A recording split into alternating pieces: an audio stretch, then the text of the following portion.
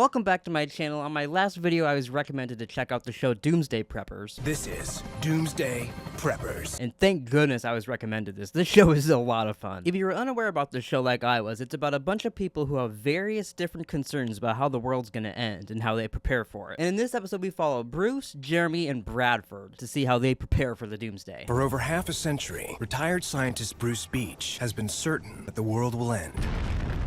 But first we follow Bruce Beach, who is certain the world is going to end. Which, I mean, I guess it will end, but he's certain it's going to end in an apocalypse, like a nuclear explosion. This is going to be a universal catastrophe. He thinks that nuclear war is inevitable, and that we won't even get a 2-minute warning. It's going to be sudden, and we're all just going to be dead, basically. There's this great possibility Mankind can destroy itself. In his version of the apocalypse, though, 80% of the population will die within the first 2 years, and I only say his version of the apocalypse because this is all hypothetical, you know? The things that will kill them are social disruption, plagues, lack of food, lack of heat, exposure. He does say it'll be random who is saved and who is not saved as well, but if you're a doomsday prepper, it kind of seems pretty on purpose that you're saved. It's a random sort of thing as who's going to be saved and who isn't. So with all that being said, now we get to see Bruce's haven for humanity. This is a 10,000 square foot shelter. He built this nuclear shelter in 1985 as an underground orphanage. An underground orphanage sounds like something out of a fucking horror movie. That is so creepy. A place where a new generation could be saved from nuclear apocalypse. And then here's a list of all the things that he used to make his nuclear bunker. 42 recycled school buses, linked together and buried under 18 inches of concrete. They go into how safe that is and how, like, strong school buses are and shit, but that sounds fucking terrifying to me. I am not going in your underground bunker where there's concrete on a school bus and I'm just living in there with children. What the fuck? School buses can support 1.5 times their weight. Maybe it's just all the movies I watch, but buses seem so flimsy. They feel like you could just cut them in half. I don't know if I believe how fucking strong they are here.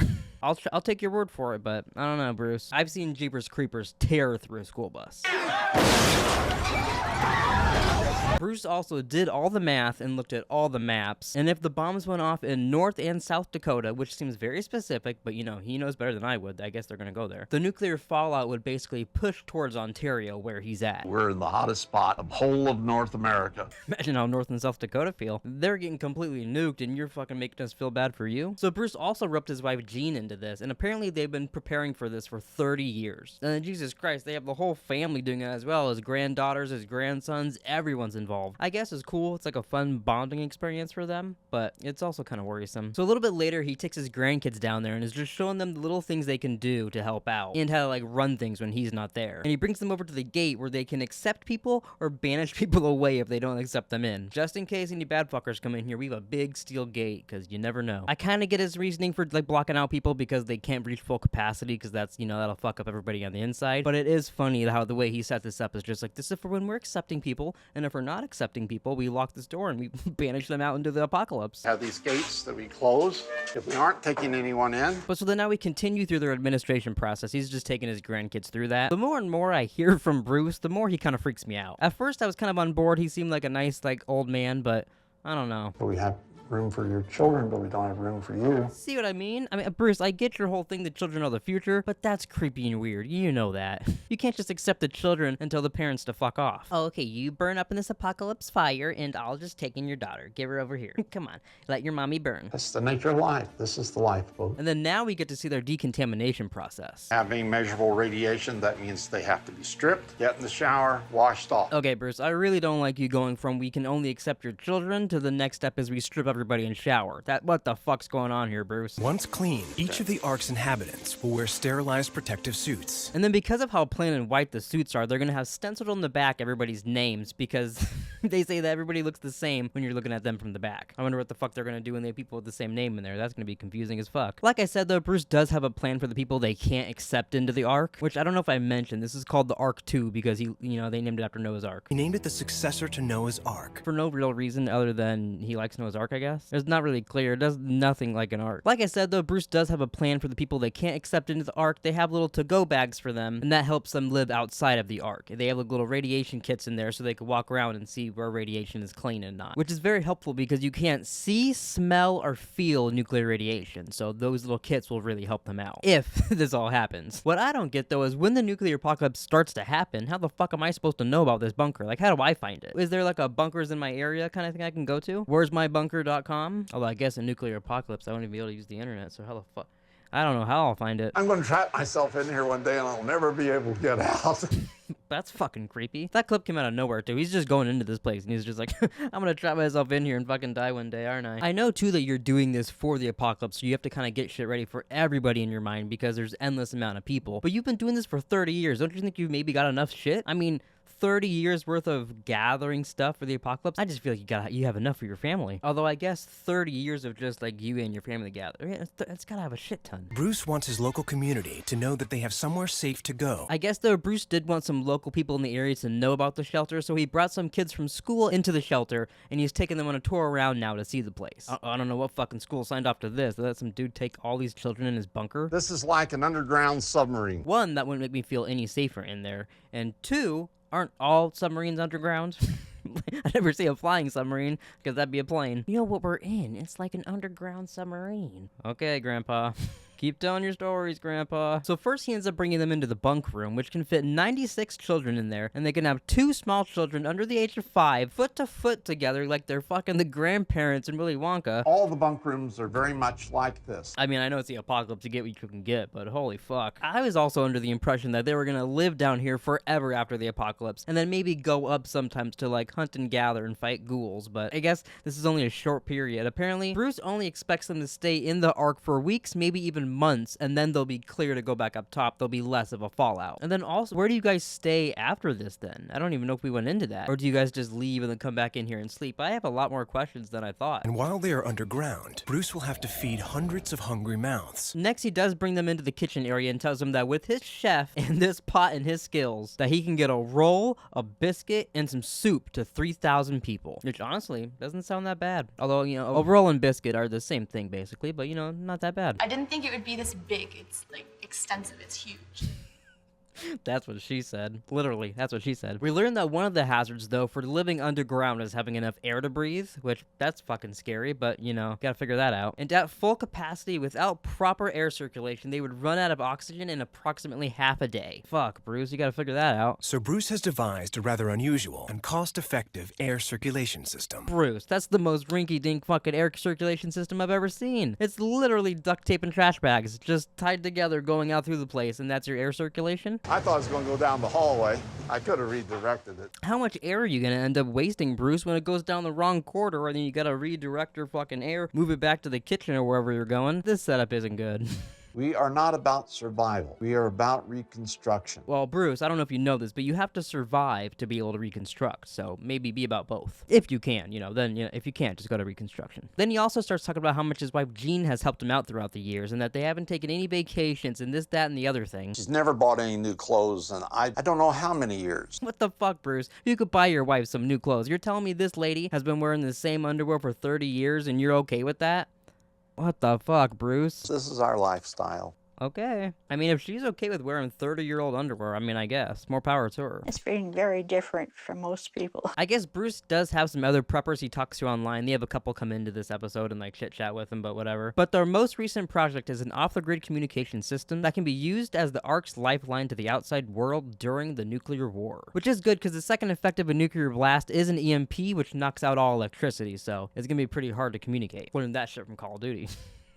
Can never say Call of Duty's never taught you anything. And then they're also making a ham radio, which I guess is also used by a lot of Doomsday Preppers and truck drivers. You always hear them be like, breaker, breaker, 19, and then like honk their horn or whatever. And then Greg there says a whole bunch of gibberish that I'm not even gonna pretend like I understood. But he does say that they have some capabilities that even the local police don't have. That seems fucking crazy to me. Local police services don't have that capability. Maybe things are a little different up there in Canada, but I don't know. I guess they also plan to distribute these radios to local communities so that way in the event of the nuclear war, they can all communicate together. Communication is going to be key to survival. Hey, I thought you weren't about survival, you were about reconstruction. We are not about survival. We are about reconstruction. I guess I don't really have an indicator anywhere being like, hey, this is an apocalypse shelter right here. You know, like a big old arrow pointing at it. Now, that is about to change. I mean, kind of about to change. They got some wood carver to make them a title above their entrance, and that's really it. It is pretty cool looking, though. It has Noah's Ark on it, and it says the Ark 2, and it's right above the bunker entrance. If it was me, though, I'd put a big-ass billboard right above it, you know, being like, nuclear bunker right here. But I guess maybe that might invite some people that I don't want. The carver brings up, too, that the first Ark was for water, and this Ark is for fire, which also makes me wonder, then why the fuck do we make that out of wood? Something that can burn up easily. The indicator on the outside that this is a shelter can be gone within minutes. So the first arc was for water. This one's for fire. But that's all for Bruce and the gang. Now we're gonna do a little life update on them, which will get sad. Bruce Beach suffered a heart attack at the age of 87. Bruce died on May 10th, 2021, leaving behind an ailing wife, 5 grown children, and a massive bunker for the new world. Damn, that's sad. Rest in peace, Bruce. Hopefully one day your bunker is used for the apocalypse. Alright, but now we're moving over to Jeremy, who's afraid all of the oil is gonna run out. Jeremy's the owner of a digital media company. He has a wife named Kelly and a son named Xander. I'm preparing for the collapse of society due to peak oil. Jeremy says that his worst case scenario is that oil exporting countries stop exporting and gas pumps start running dry in America. I mean, yeah, Jeremy, that will suck, but don't you think we're gonna find other ways instead of just turning into apocalypse and like fighting each other? Him and his wife really think that the second that happens, everyone's gonna get Mad Maxy. But no, we'll find other ways to live. Oh, what a day! What a lovely day! We've been on the razor's edge of that for a really long time. It is so funny though when they're talking about these scenarios because they act like everything is so factual when it is just a hypothetical. Like you have no idea what will actually go down when these things happen. You know what I mean? You can make a logical guess, but there's no way to actually know. Jeremy's wife Kelly does say that when she first heard about his prepping, she got a little scared. I actually walked away and was like trying to ignore him. That's pretty funny. She's like, oh, okay, get me away from this weirdo. Oh, fuck, I'm pregnant with his kid. God damn it. Guess I'm stuck with him. It took over a year of him babbling to her for her to be like, okay, maybe this is possible. In my mind, I think the world's kind of falling apart. Jeremy is concerned though because without oil, eventually the grid will go down and will slowly lose conveniences like tap water. And their solution is to go to their nearest water source, which is their hot tub. When I first told my wife that we might be drinking water out of the hot tub, she seemed a little bit reluctant. You guys are actually drinking out of that. Are you fucking kidding me? What the fuck, Jeremy? I think we both decided that it would be safe once we'd filtered it. I mean, at that point, fucking filter your piss and drink it. Why are you drinking your hot tub water? And in an apocalypse, this isn't gonna help you out either. You have just a limited thing of water that you guys are gonna be constantly going outside getting your fucking hot tub water during this apocalypse, while in your mind, everyone's all Mad Maxed out. Jeremy and Kelly are able to ration their hot tub water by using the drainage tube. Oh yeah, you don't want to spill a fucking ounce of that hot tub water. I just don't get why you guys wouldn't store water aside, or just take all the water out of this hot tub and filter it, and then just have it inside in like a gallon jug, or like multiple gallon jugs. Why keep going out to this fucking hot tub, pouring it into this thing, filtering it, and doing all that shit? The 450 gallons of water in the hot tub could hydrate Jeremy, Kelly, and Xander for about 8 months. I mean, yeah, see, you found an 8-month solution, and that's it for your water supply. And then plus, if you're drinking it now, you're not gonna have any by the time an apocalypse comes. Hey, I can't believe we're actually making hot chocolate out of hot tub water. Yeah, and I'm sure you freaks are gonna love it too. It's actually not bad. Okay, it's fine. Even when the grid goes down and the world is going crazy, my home and my family are the most important thing to me. I just don't get why they assume everything is gonna go Mad Maxy right away. They think people are gonna go fucking nuts. Jeremy's worried though that when the apocalypse does happen, they're not gonna have any medicine. So you know what his solution is? To go down to his local pet store and get some fish antibiotics. Turns out that the antibiotics used for fish tanks is exactly the same antibiotics are prescribed for humans. You know, it sounds fucking insane, but you get some points for that, Jeremy. That's pretty smart. But now fucking an apocalypse happens, I'm going to PetSmart. But because they're so worried about everybody going Mad Maxy during the apocalypse, Jeremy has a plan to escape. He calls it the Beast. Now you might be thinking, oh, this guy's worried about oil and he gets this big ass fucking truck, but he actually does have some good things with it. He bought this truck though for $3,500 from some dude selling props, and he just for some reason had an army truck. I honestly thought he was nuts. And then they show the back, they could fit a whole bunk bed back there and then all of their supplies as well. And then the good part about the truck is that it can run on almost any fuel. It actually can run on used motor oil. That's pretty fucking convenient. Why don't we all just do that? Why doesn't everybody have this fucking engine or whatever? But so now when they're out on the road, he could be siphoning cars left and right, getting all the motor oil that nobody else needs, and it can power them. If it works good, I might look into doing something like that too, because I got lots of used motor oil. He goes to this guy to buy some oil, and that guy's like, fuck, what am I doing selling this to you? I could just have my own truck running off this shit? Fuck. But so now Jeremy and Kelly are gonna do a test where they drive halfway across the country to see how they do. As long as I've got my son on my lap and my husband in the driver's seat, that's all I need. And then I don't know why they didn't do this for the people before, but we get a little National Geographic update on them. They did end up taking some of the advice the experts gave them by making some bug out bags and then having their truck already loaded with most of the supplies so they don't have to do it all day of. It is kind of funny though to be called an expert on the apocalypse, because how many apocalypses have you lived through or even experienced to be considered an expert on, you know? But so then now our last prepper is Bradford Frank, a psychiatrist who lives in San Diego, California. I'm preparing for a worldwide pandemic that will end life as we know it. Oh yeah, like that's gonna happen. And let me guess, we're all gonna wear masks, so then half the population's gonna be afraid of getting a shot too. Bradford does have a pretty cool nickname, though. Sometimes people refer to me as Dr. Doom. Is that because you're always beating up the Fantastic Four? Or is that because you look like Robert Downey Jr.? People would become hysterical. There would be chaos throughout the world. To be fair, COVID did feel like the end times, so I totally get what he means. It's not a question if it's going to occur again. It's only a question of when. Bradford has stockpiled a buttload of antibiotics to ensure that his family doesn't have to leave the house during the apocalypse, but then for some reason he asks his wife to start categorizing them for if just in case he's not there, she knows where shit is. But she doesn't give one fuck about any of this. This expired in 2006. I know, I just spent so much money on that. I did. These were very expensive medicines. You're stockpiling all this shit and you don't even have, like, you're not even keeping track of the ones that are going to expire and the ones that are good? Come on. I feel like by the time you even have the apocalypse happen, all your shit's going to be bad. Food and everything. As of filming this episode, he spent $15,000 on prepping. And his wife thinks he's making a bad investment. Yeah, no shit. Anybody can tell that. This guy doesn't even have buses in a bunker and he's fucking spending that much money? And then Bradford also has them running drills inside the house where they put on these N95 masks and it's like choking his wife and shit. I'm gonna pass out, Bradford. No, it just feels that way. No. I know your body better than you do. It just feels like you're gonna pass out. Trust me, you won't. Bradford has stockpiled hundreds of food cans and 1,000 pounds of rice. And then to make sure his rice lasts 10 years, he purchased a nitrous tank that he puts a little bit into there through a tube to get out all the oxygen. Which, that's pretty smart. There's a couple things he does that I do like. I don't really know how I feel about my dad being so concerned about bird flu. Even his daughter doesn't give a fuck. It is a little awkward when he's super into it and he's trying to get the family into it and they're just clearly appeasing him. Very awkward. My daughter thinks that I am, quote, paranoid. Yo, he does have a whole closet of Chef Boyardee. I'd be fucking sneaking in there every day if I was her. If I was his daughter, I'd be like, oh, I'm gonna organize those actually real quick, okay? Oh no, Dad, all the Chef Boyardee went bad. I guess I'll take care of it. I don't want to have all this food. This episode does take a giant turn though when we learn about his wife's past. She was in the war in Cambodia, where her primary relatives were all killed. And then she comes here to be fucking happy and free, and she marries this dildo that's worried about the bird flu. Naren was 19 when she escaped from a prison camp in Cambodia. Why the fuck are we following Bradford? I want to know more about her story. I know how to survive in a different way. Yeah, you know how to really survive. Bradford, on the other hand, knows how to collect Chef Boyardee and medicine. And then for some reason, he's replacing all the windows and their sliding glass door with ballistic glass, as if they're...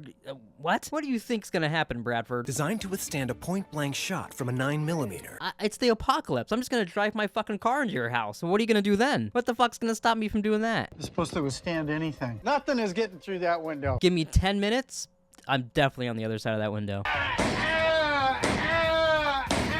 Without a doubt, I'm on the other side. And then just in case the entire neighborhood gets infested with the bird flu, Bradford has a whole isolated location that he's taken his family to now for in case that happens. Here we go again. We're having fun though, aren't we? No. She hates every second of this. This crazy motherfucker is taking them to like a mine shaft down here. Look at this fucking entrance. What the hell? To get into the cave, the Frank family must climb down 80 feet. So a whole pandemic breaks out, and your idea is to take your entire family to a cave where it's gonna be moist and just gross there the entire time. You have no idea what's inside there. That seems cool. Before I came here today, I wasn't really too aware that my wife had spent some time in a cave. What the fuck? This guy's just the worst. And then it just gets kind of sad down there. She kind of talks about how it's bringing back her trauma, and she's like talking about how she survived in the cave before, and you can't have a fire, you can't make any noise, it's always wet. And she was like 19 surviving this shit. That's why I don't want to be down here in the cave. Hey Bradford, though, after all this, do you think this is still a good plan? I'm not sure if this cave is going to really work out for my new Doomsday home. Oh, you don't say? You think it's a bad idea? It's certainly not the perfect solution. You know, we'll consider a stronger shelter. And then we do also get a little update on Bradford at the end of the episode as well. Since National Geographic was here several months ago, I was carjacked at gunpoint while on vacation. What the fuck? I guess things are going really good for Bradford, huh? Jesus. And then he goes on being like, yeah, but I hope that was a good lesson for my family to learn that, you know, bad things can happen when you least expect it. Bad things can happen even when you least expect them. That's what you got out of that experience? Oh, I was robbed at gunpoint, but, you know, it taught my family a lesson. All right, ladies and gentlemen, though, that's going to be the end of this Doomsday video. I hope you guys enjoyed this. I had a lot of fun watching this. This was my first time watching one of these shows. So let me know if you guys do want to see more of this. But that's going to do it for this video. I hope you guys enjoyed that. Thanks for taking time out of your day to hear me yap about some Doomsday Preppers, and we'll see you guys next time. Peace out, Girl Scouts.